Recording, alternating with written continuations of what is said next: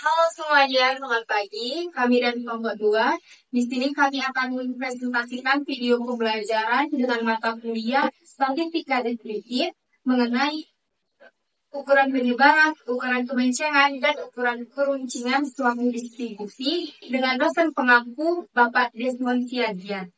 Di sini perkenalkan, saya Raji Sandra Pranata, teman saya. Nama saya Lida Margaret Sumara. Saya itu. Nama saya Kristiana. Nama saya Yones. Baiklah, untuk pertama-tama kita akan mempelajari mengenai ukuran penyebaran. Jadi ukuran penyebaran data itu semacam ukuran yang ngasih tahu seberapa jauh atau seberapa dekatnya suatu data yang terdiri dari angka-angka ke data rata-ratanya. Ukuran penyebaran itu terdiri dari beberapa bagian, yaitu ada range, deviasi kuartil, deviasi rata-rata, deviasi standar, dan juga variasi. Range. Range kalau diterjemahkan ke bahasa Indonesia artinya jarak atau jangkauan. Kalau dihubungkan dengan ukuran penyebaran artinya selisih atau hasil pengurangan antara angka terbesar dan angka terkecil dalam suatu data. Range terbagi atas dua, yaitu data tunggal dan data kelompok. Data tunggal, rumusnya range sama dengan Xmax kurang Xmin. Xmax itu maksudnya data paling besar di dalam tabel atau di dalam sebuah data. Xmin itu angka paling kecil. Contoh soalnya, tentukan range dari data berikut 8, 12, 3, 10, dan 5. Penyelesaian. R sama dengan Xmax kurang Xmin. R sama dengan 12 kurang 3. Tadi range sama dengan 9. Xmax itu 12 karena nilai paling besarnya 12. Xmin 3 karena nilainya paling kecil 3. Sementara data kelompok itu rumusnya batas kelas terakhir dikurang batas kelas pertama, atau nilai rata-rata kelas terakhir dikurang nilai rata-rata kelas pertama. Contoh soal. Jadi di sini ada tabel untuk menentukan nilai rata-rata atau X bar-nya ditambah lalu dibagi 2.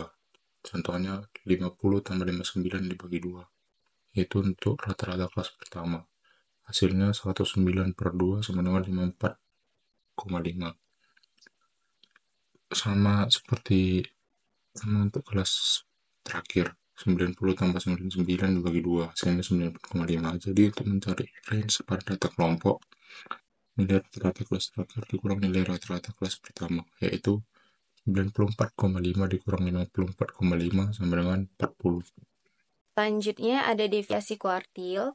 Deviasi kuartil sendiri itu merupakan hasil pengurangan dari kuartil ketiga atau K3 dengan kuartil pertama atau K1 terus dibagi dengan 2.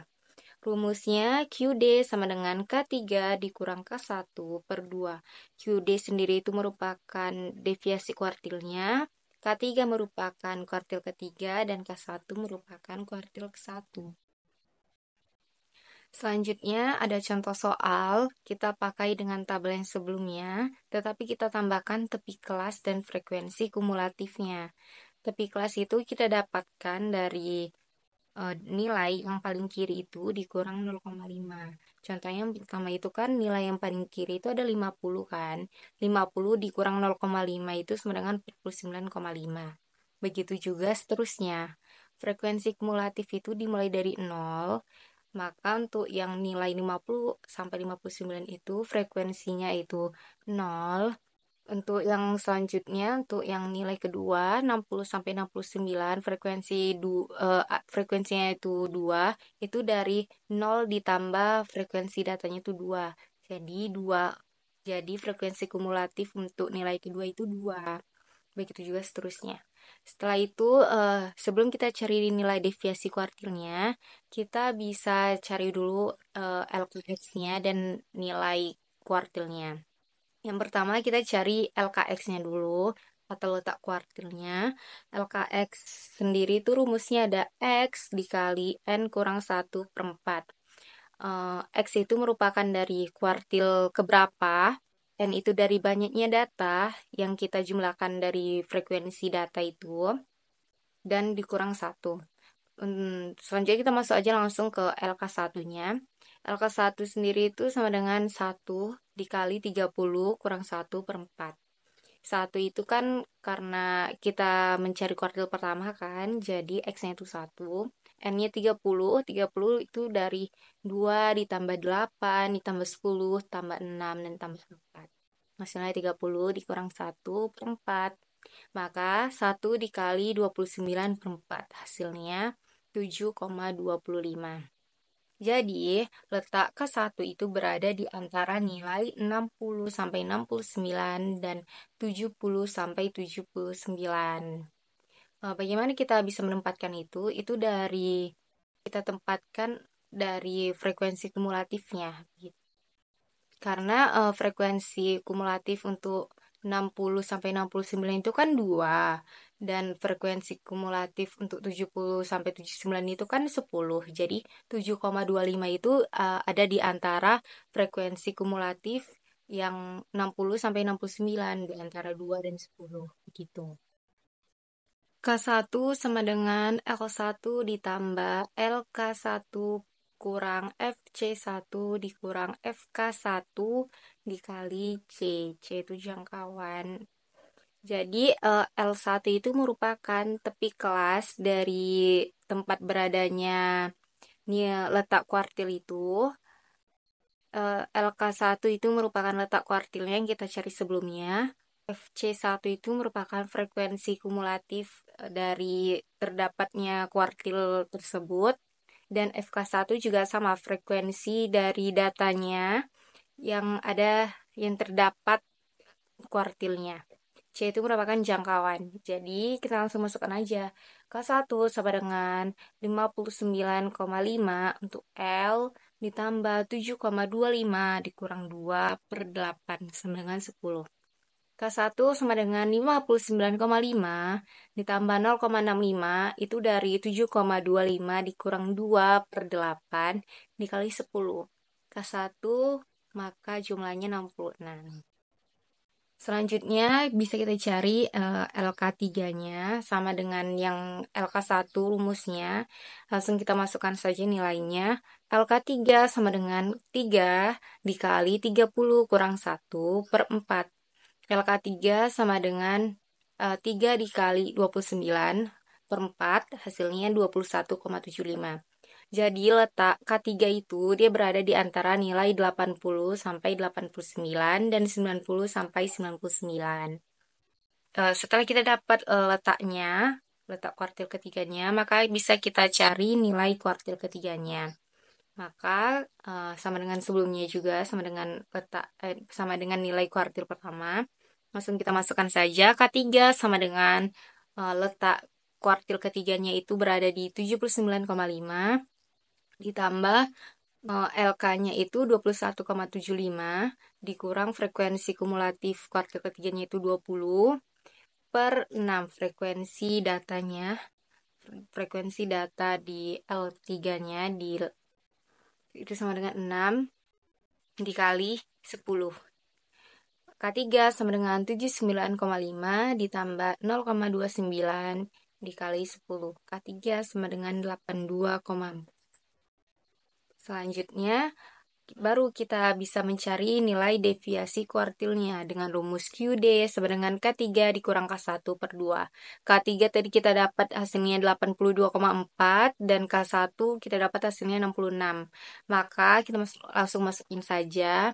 QD sama dengan 82 kurang 4 sama dengan 6 per 2.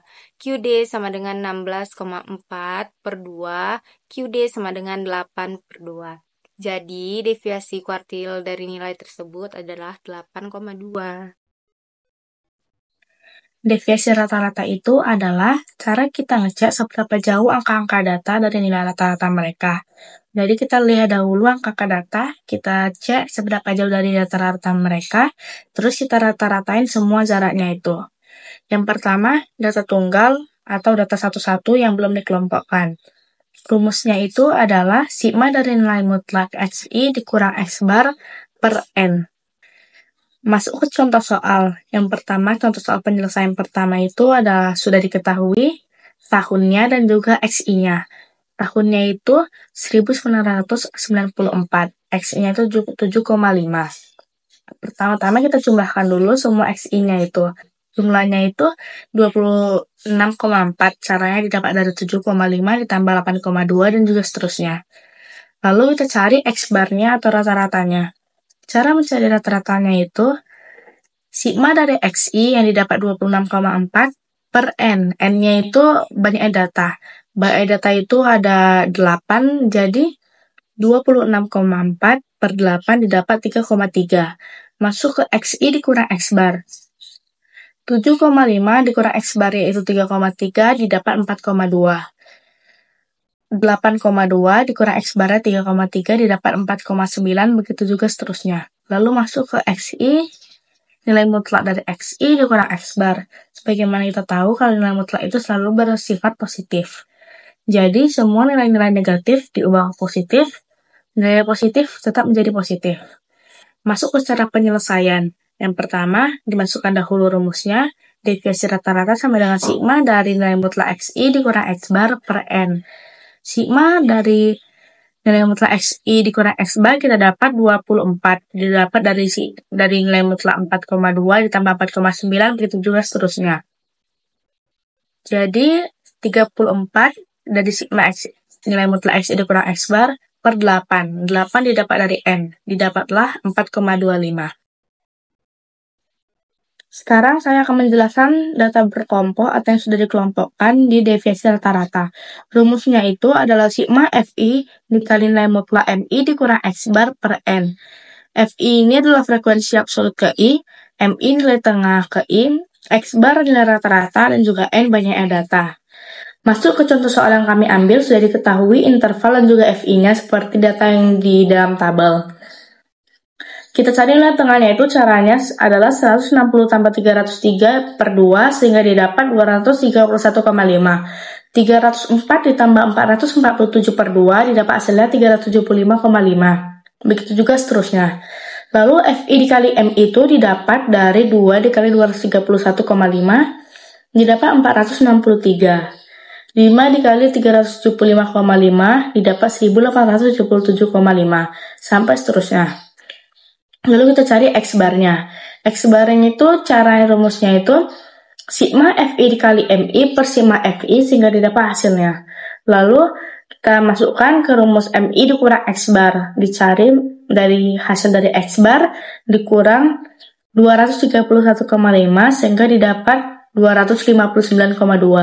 Dan juga seterusnya, X-bar dikurang 375,5 didapat hasilnya 115,2. Lalu masuk ke Fi dikali nilai mutlak Mi kurang X-bar. Caranya itu tinggal 2 dikali 259,2 sehingga didapat 518,4. 5 dikali 115,2 didapat 576 sampai seterusnya. Lalu kita cari total dari Fi kali Mi, Fi kali Mi kurang X-bar. Sigma Fi itu 20, sigma Fi kali Mi 9813,5, sigma Fi Mi kurang X-bar itu 2188,3. Masuk ke rumus deviasi rata-rata yang sudah dikelompokkan. Rumusnya tadi sudah dijelaskan, sigma Fi dikali nilai mutlak Mi dikurang X-bar per N. Sigma Fi nilai mutlak Mi dikurang X-bar tadi sudah didapat 2188,3 per N. N-nya itu 20. Lalu sehingga dapat di hasilnya itu 109,41. Jadi jawaban dari contoh soal data di kelompok ini adalah 109,41. Selanjutnya kita masuk ke variasi dan deviasi standar. Deviasi standar itu kayak mengukur seberapa jauh angka-angka dari rata-rata dalam sekumpulan data. Jadi kalau deviasi standarnya besar berarti angka-angka di situ banyak yang jauh dari rata-rata. Sedangkan variasi itu kayak beda-beda atau angkanya bervariasi dalam suatu data. Jadi kalau datanya beragam berarti variasinya besar. Oke, sekarang kita masuk ke variasi dan deviasi standar untuk rumusnya.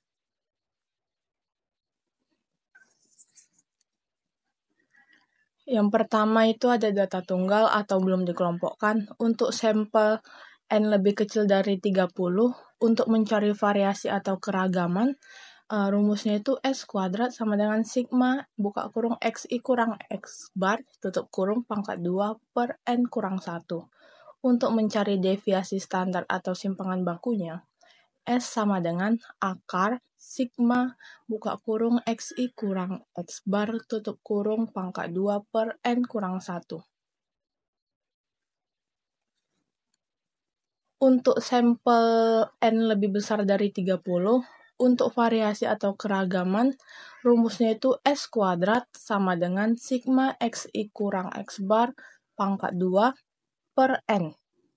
Sedangkan D untuk mencari deviasi standar atau simpangan baku, S sama dengan akar sigma XI kurang X bar tutup kurung pangkat 2 per N. Oke, yang kedua kita masuk ke data berkelompok atau yang sudah dikelompokkan untuk mencari sampel N lebih kecil dari 30. Untuk mencari variasi atau keragaman, rumusnya itu X kuadrat sama dengan sigma FI tutup buka kurung MI kurang X bar tutup kurung pangkat 2 per N kurang 1. Untuk mencari deviasi standar atau simpangan bakunya, S sama dengan akar sigma FI buka kurung MI kurang X bar tutup kurung pangkat 2 per N kurang 1. Untuk sampel N lebih besar dari 30, untuk variasi atau keragaman, rumusnya itu S kuadrat sama dengan sigma FI buka kurung MI kurang X bar tutup kurung pangkat 2 per N.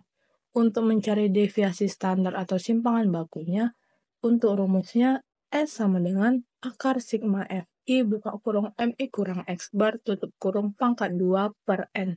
Oke, kita akan masuk ke contoh soal. Di sini ditanya tentukan simpangan bakunya. Di tabel ini sudah tertera XI-nya, yang dimana 8, 7, 10, 11, dan 4. Lalu kita tentukan XI kurang X bar, lalu kita tentukan lagi XI kurang X bar pangkat 2. Yang dimana rumus X bar ini sigma XI per N. Sigma XI-nya ini 40, N-nya itu adalah jumlahnya banyak datanya ini ada 5, maka X barnya sama dengan 8. Maka XI kurang X bar, 8 kurang 8 hasilnya 0. Begitu juga dengan 7 kurang 8 hasilnya -1, begitu seterusnya. Lalu kita mencari XI kurang X bar pangkat 2, yang dimana nilai XI kurang X bar ini kita pangkatkan 2. 0 pangkat 2 itu 0, min 1 pangkat 2 itu 1, begitu seterusnya. Lalu kita hitung sigmanya. Untuk sigma XI kurang X bar itu ada 0, untuk sigma XI kurang X bar pangkat 2 itu ada 30. Di sini kita ketahui bahwa N-nya lebih kecil dari 30, maka untuk mencari simpangan bakunya, untuk rumusnya itu adalah sigma buka kurung XI kurang X bar pangkat 2 per N kurang 1. Maka sama dengan akar 30 per 4 sama dengan akar 7,5 yang hasilnya 2,73 untuk simpangan bakunya. Kita masuk ke contoh yang kedua, itu tentukan variasinya, yang dimana di sini adalah N-nya lebih kecil dari 30. Di sini kita sudah diketahui kalau ada tahun dan frekuensi. X itu adalah frekuensi. Maka kita tentukan XI kurang X bar dan kita tentukan juga XI kurang X bar pangkat 2. Sudah diketahui kalau rumus X bar itu sama dengan sigma XI per jumlah N-nya. Maka 26,4 per 8 sama dengan 3,32. Untuk itu, rumus XI kurang X bar sama dengan 7,5 kurang 3,32, hasilnya 42. Begitu juga dengan XI yang kedua, 8,2 dikurang 3,3,2, hasilnya itu 4,9, begitu seterusnya. Lalu untuk mencari XI kurang X bar pangkat 2,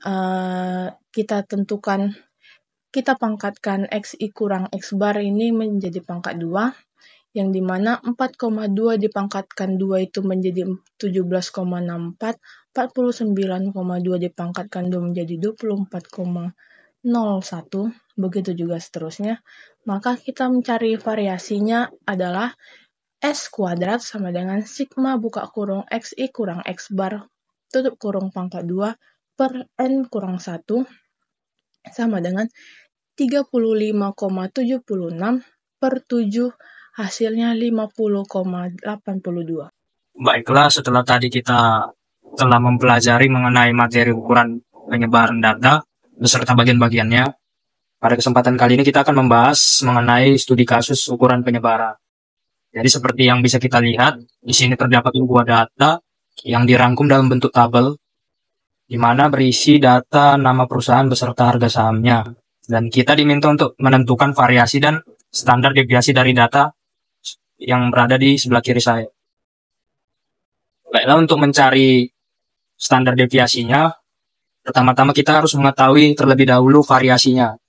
Nah, untuk mengetahui variasinya ini, kita membutuhkan data dari X min X bar kuadrat. Dan untuk mencari data X min X bar kuadrat ini, kita harus mencari terlebih dahulu data X min X barnya. Caranya bagaimana? Jadi pertama-tama kita harus mencari nilai rata-ratanya dulu.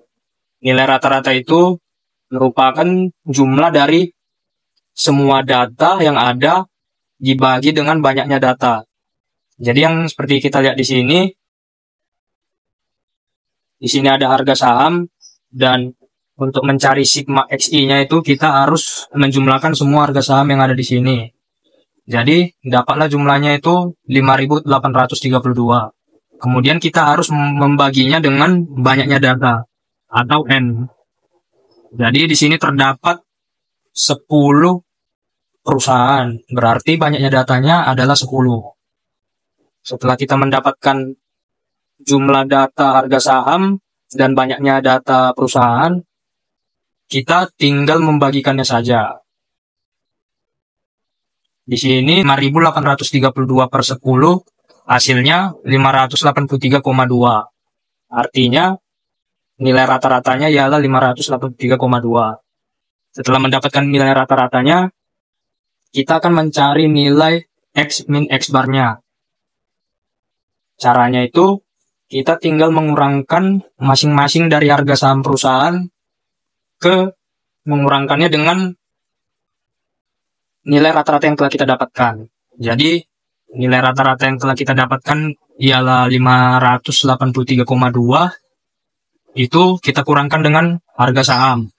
Misalnya, harga saham perusahaan Sudirman 350 dikurang 583,2. Hasilnya minus 233,2. Dan begitu juga untuk seterusnya. Setelah kita mendapatkan nilai X min X barnya, kita tinggal mengkuadratkan nilai X min X barnya. Jadi, minus atau negatif 233,2 dikuadratkan, maka hasilnya 54.382,4. Dan begitu juga untuk data-data seterusnya. Setelah kita mendapatkan semua data X min X bar kuadratnya, kita tinggal menjumlahkannya. Jadi, setelah kita menjumlahkan 10 data X min X bar kuadrat, dapatlah hasilnya 720.291,6. Kemudian kita tinggal memasukkannya ke dalam rumus variasi. Setelah kita masukkan ke rumus variasi, kita tinggal membaginya dengan banyaknya data yang dikurang 1. Tadi banyaknya data ada 10, dikurang 1 jadi 9. Jadi 720.291,6 dibagi 9, hasilnya sama dengan 80.032,4. Setelah kita mendapatkan variasinya, kita baru bisa mencari standar deviasinya. Caranya itu S sama dengan akar pangkat dari S2, atau standar deviasi sama dengan akar pangkat dari variasi. Jadi, kita tinggal mengakar pangkatkan saja variasi yang telah kita dapatkan, yaitu 80.000 32,4 diakarpangkatkan sama dengan 282,89. Oke, sekarang kita masuk ke ukuran kemencengan. Ukuran kemencengan yang biasa disebut dengan skewness adalah tingkat ketidaksimetrisan atau kejauhan simetris dari distribusi. Distribusi tidak simetris akan memiliki rata-rata, median, dan modus yang besarnya tidak sama sehingga distribusi akan disentrasi pada salah satu sisi dan kurvanya akan menceng. Distribusi yang memiliki ekor lebih panjang ke kanan maka disebut menceng ke kanan atau memiliki kemencengan positif. Sebaliknya, distribusi yang memiliki ekor lebih panjang ke kiri maka disebut menceng ke kiri atau memiliki kemencengan negatif. Untuk mengetahui konsentrasi distribusi menceng ke kanan atau ke kiri dapat digunakan menggunakan metode berikut. Ukuran kemencengan. Ukuran kemencengan itu terbagi atas 3 metode. Yang pertama itu ada metode kemencengan Pearson. Kemencengan Pearson merupakan nilai selisih rata-rata dengan modus dibagi simpangan baku dan dapat dirumuskan sebagai berikut. SK sama dengan X bar dikurang modus per S. Yang kedua ada metode kemencengan Bowle. Koefisien kemencengan Bowle berdasarkan pada hubungan kuartil-kuartil dari sebuah distribusi. Koefisien kemencengan Bowle disebut juga kuartil kemencengan dapat dirumuskan sebagai berikut. SK Bowle sama dengan Q kuartil 3 kurang kuartil 2 dikurang kuartil 2 kurang kuartil 1 per kuartil 3 dikurang kuartil 2 ditambah kuartil 2 dikurang kuartil 1. Dan yang ketiga itu ada metode kemencengan persentil. Koefisien kemencengan persentil didasarkan atas hubungan antar persentil dari sebuah distribusi. Dapat dirumuskan dengan persentil 90 dikurang persentil 50 dikurang persentil 50 dikurang persentil 10 per persentil 50 dikurang persentil 10. Itu metode kemencengan. Sekarang studi kasus ukuran kemencengan. Studi dapat soal dari tabel, diketahui laba dan juga frekuensi. Labanya itu 20-29, 30-39, 40-49, sampai 90-99. Frekuensinya ada 4, 7, 9, 16, 25, 15, 17, dan juga 7. Yang soalnya itu tentukan ukuran kemencengannya. Lalu kita cari tahu dulu MI-nya itu nilai tengahnya. MI-nya itu didapat dari 20 tambah 29 dibagi 2 sehingga dapat 24,5 sampai seterusnya. 30 sampai 39 itu ditambah lalu dibagi 2 didapat 34,5. Lalu DI itu dimana kita tahu frekuensi yang paling besar dibuat jadi 0, ke atas diubah ke negatif, dan juga ke bawah diubah jadi ke positif. Ke atas min 1, min 2, min 3, min 4, ke bawah 1, 2, 3, 4. Lalu kita cari FI dikali DI-nya. FI kali DI itu didapat dari 4 dikali min 4 sehingga dapat min 6, 7 dikali min 3 didapat min 21, 9 dikali min 2 didapat min 18, sampai seterusnya. FI dikali DI pangkat 2 itu tinggal dibuat yang hasil FI kali DI dipangkatin 2. Seperti min 16 dipangkat 2 menjadi 64, min 21 dipangkat 2 jadi 63, dan juga seterusnya. Lalu masuk ke FI kali DI pangkat 3. Didapat dari min 16 pangkatkan 3 jadi min 256, min 21 pangkat 3, min 189, min 18 pangkat 3, min 72, sampai seterusnya. Masuk ke dalam rumusnya. Saya mengambil ukuran kemencengan dari metode momen ketiga. Rumusnya itu adalah alfa sama dengan sigma FIDI pangkat 3 per N dikurang 3 dikali sigma FIDI per N dikali sigma FIDI pangkat 2 per N ditambah 2 dikali sigma FIDI per N pangkat 3 lalu dikali C pangkat 3 per S pangkat 3. Sudah diketahui bahwa sigma FI kali DI pangkat 3 itu adalah min 193, N-nya itu ada 100, sigma FI kali DI itu min 1, sigma FI kali DI pangkat 2 itu 325, sigma FI kali DI itu min 1, C itu 10, dan S itu 18. Lalu kita tinggal masukkan ke rumus saja. Jadi alfa sama dengan min 193 per 100 dikurang 3 dikali min 1 per 100 dikali 325 per 100 ditambah 2 buka kurung min 1 per 30 tutup kurung pangkat 3 dikali 10 pangkat 3 per 18 pangkat 3. Hasil dari min 193 per 100 itu didapat min 1,93. 3 dikali min 1 per 100 dikali 325 per 100 didapat 0,0975. 2 dikali dalam kurung min 1 per 30 pangkat 3 itu didapat 0,000002. Lalu 10 pangkat 3 100, 18 pangkat 3 5.832. Sehingga ditotalin semua didapat hasil min 0,31. Jadi jawaban dari studi kasus ukuran kemencengan yang kami ambil itu adalah min 0,31 memakai metode momen ketiga. Oke, sekarang kita masuk ke ukuran keruncingan suatu distribusi. Ukuran keruncingan distribusi adalah cara untuk lihat seberapa tajam atau datar bentuk kurva distribusi data dibandingkan dengan distribusi data yang biasa atau normal. Ukuran keruncingan distribusi data juga biasa disebut dengan kurtosis. Bentuk keruncingan kurva distribusi ada 3, yaitu kurva distribusi Lipto-Kurti, yang dimana distribusi data yang puncaknya tinggi biasanya koefisiennya lebih dari 3. Yang kedua itu ada kurva distribusi Meso-Kurti, puncak datanya biasanya biasa saja atau sedang dengan koefisien sama dengan 3. Yang ketiga itu ada kurva distribusi Plati-Kurti atau distribusi yang datanya puncak memiliki yang rendah atau koefisien lebih kecil dari 3. Berikut adalah bentuk kurva distribusi Lipto-Kurti, Meso-Kurti, dan Plati-Kurti.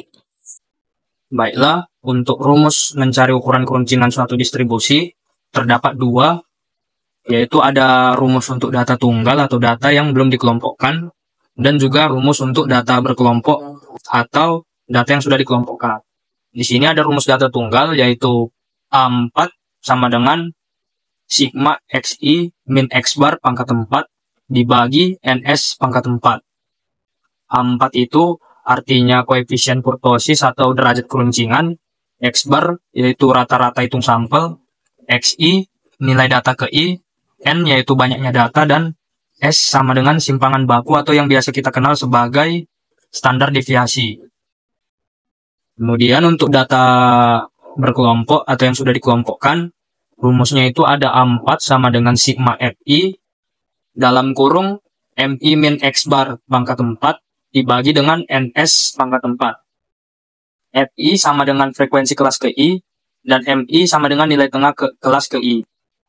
Perbedaan rumus data berkelompok dan data tunggal itu terletak di mi-nya, yaitu kalau data berkelompok menggunakan nilai tengah. Oke, selanjutnya kita akan masuk ke contoh soalnya. Di sini ada contoh soal, kita diminta untuk menentukan koefisien kurtosis dari data tunggal berikut. Datanya ada 2, 3, 6, 8, dan 1. Di sini datanya udah disusun dalam bentuk tabel. Nah, untuk mencari koefisien kurtosisnya itu, pertama-tama kita harus mencari nilai dari simpangan baku atau standar deviasi. Tapi sebelum mendapatkan standar deviasi, kita perlu mengetahui nilai dari x min x bar pangkat 2-nya. Nah, untuk mencari x min x bar pangkat 2, kita harus mencari terlebih dahulu rata-ratanya. Jadi di sini, untuk mencari tahu rata-ratanya itu, kita harus menjumlahkan nilai x yang ada. Semua nilai x yang ada, yaitu 2 tambah 3 tambah 6 tambah 8 tambah 11, hasilnya sama dengan 30, dibagi dengan banyaknya data. Di sini ada 5 data, 1, 2, 3, 4, dan 5. Jadi 30 atau jumlah dari data X yang kita dapat dibagi dengan 5, yaitu banyaknya data yang ada. Hasilnya sama dengan 6. Kemudian kita harus mencari tahu nilai X min X bar-nya. Nilainya, caranya itu kita tinggal mengurangkan data X dengan rata-rata yang telah kita dapatkan. Di sini kita mengurangkan 2 dengan 6. Hasilnya sama dengan negatif 4. Kemudian untuk data kedua, kita mengurangkan 3 dengan 6. Hasilnya negatif 3. Dan begitu juga seterusnya. Setelah kita mendapatkan nilai X min X bar, kita tinggal mengkuadratkannya saja. Yaitu min 4 pangkat 2 sama dengan 16. Min 3 pangkat 2 sama dengan 9. Dan begitu juga untuk seterusnya. Setelah kita mendapatkan semua data X min X bar pangkat 2-nya, kita kemudian harus menjumlahkannya. Jadi 16 tambah 9 ditambah 0 ditambah 4 tambah 25, hasilnya yaitu 54. Setelah kita mendapatkan jumlah data dari X min X bar pangkat 2-nya, kita akan membaginya dengan banyaknya data yang dikurang dengan 1. Jadi tadi banyaknya data ada 5, dikurang dengan 1 sama dengan 4. Jadi 54 per 4 kemudian diakar pangkatkan, hasilnya yaitu 3,674. Kemudian ada untuk setelah kita mendapatkan data standar deviasi atau simpangan bakunya, kemudian kita diminta untuk mempangkatkannya dengan 4. Jadi 3,674 pangkat 4 sama dengan 182,2. Setelah itu kita sampai ke tahap terakhir, yaitu mencari koefisien kurtosisnya. Caranya itu dengan membagi sigma X min X bar pangkat 4 dengan banyaknya data yang dikalikan dengan S4. Jadi banyaknya data ada 5 dikali dengan S4, S pangkat 4 yang tadi kita dapatkan, kemudian dibagi 978, hasilnya 1,073. Selanjutnya ada studi kasus ukuran keruncingan. Soalnya yaitu berikut terdapat data tunggal berikut ini, 2, 4, 8, 9. Tentukanlah koefisien kurtosis dari data tunggal tersebut. Jadi dari soal tersebut dapat kita rangkum ke dalam tabel seperti ini. Nomornya itu ada 1, 2, 3, dan 4. Datanya itu ada 2, 4, 8, 9. Setelah itu kita dapat mencari X kurang X barnya. X-nya itu 2, X bar itu jumlah X bar itu rumusnya ada sigma dikurang sigma X. Ini 23 per 4. Jadi 23 dibagi 4 itu 5,75. Jadi X kurang X barnya itu 2 dikurang 5,75. Begitu juga selanjutnya. Selanjutnya ada X kurang X bar kuadrat. Itu dari min 3,37 itu kita kuadratkan aja sampai data keempat. Begitu juga dengan X kurang X bar pangkat 4-nya. Dari min 3,37 itu kita pangkatkan 4 aja. Jadi sampai ke data keempat, sampai data ke nomor 4 gitu. Jadi ada jumlahnya untuk data atau X-nya itu jumlahnya 23 atau itu merupakan sigma X gitu. Jumlah dari nilai X. Begitu juga X kurang X bar kuadrat itu jumlahnya ada 30,1956 dan X kurang X bar pangkat 4 itu sigmanya 278,8. Kenapa X kurang X bar itu tidak dijumlahkan? Karena kita tidak perlu memakai nilai dari sigma X kurang X bar karena di rumus tidak diminta gitu. Selanjutnya di penyelesaiannya X bar sama dengan sigma X N. Sigma X-nya tadi kan udah kita cari 23. N-nya itu banyaknya data. Jadi kan tadi datanya ada 4, maka N-nya 4. Jadi 23 per 4 sama dengan 5,75 untuk X barnya. Selanjutnya baru kita bisa cari standar deviasinya. Dengan rumus S sama dengan akar sigma XI kurang X bar kuadrat N kurang 1. Sigma XI kurang X bar kuadratnya tadi kan udah kita dapat ya di tabel. Maka langsung kita masukkan saja 30,1956 per 4 kurang 1. Hasilnya itu 1,83. Selanjutnya kita cari S4-nya. Kenapa kita perlu cari S4? Karena untuk dinilai kurtosisnya kita membutuhkan nilai S4-nya. Jadi biar mempermudah saja. Maka S4 sama dengan kita langsung masukkan aja nilai S-nya. Tadi nilai S-nya kan 1,83. Langsung kita masukkan aja, lalu kita pangkatkan 4. Hasilnya itu 11,21. Barulah kita bisa menentukan nilai kurtosisnya. Dengan rumus alfa 4 sama dengan sigma X kurang X bar pangkat 4 per NS pangkat 4. Langsung kita masukkan aja. Tadi kan sigma X kurang X bar pangkat 4-nya kan 278,8 ya. N-nya itu 4. Setelah itu S4-nya itu 11,21. Jadi, 84 sama dengan 278,8 per 4 dikali 11,21. Hasilnya yaitu 6,22. Jadi, karena nilainya 6,22 dan itu lebih dari 3, maka distribusi dari data tunggal tersebut adalah distribusi lab to core. Sekian video pembelajaran dari kami kelompok 2 dari kelas MB2E dengan mata kuliah statistika deskriptif dengan materi ukuran penyebaran, ukuran kemencingan, dan ukuran kemencengan suatu distribusi dengan dosen pengampu Bapak Desmond Siagiat. Terima kasih.